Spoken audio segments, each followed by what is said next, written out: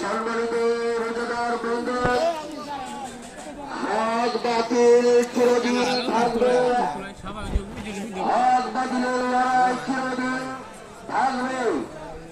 আগে ছিল, এখন আছে, যতদিন পর্যন্ত কিয়ামত প্রতিষ্ঠিত না হবে ততদিন পর্যন্ত হক বাতিলের লড়াই থাকবে।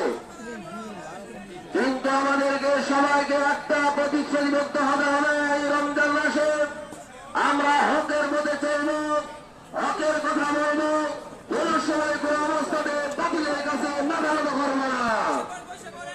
সম্মানিত রোজাদারবাসী, আপনাদেরকে এতটুকু বলতে চাই, নিজেরা কখনো অন্যায় করবো না।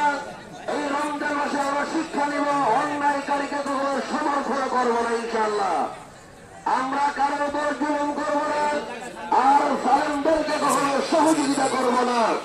আল্লাহ তাআলা যেন আমাদেরকে সঠিক ভুল দান করেন।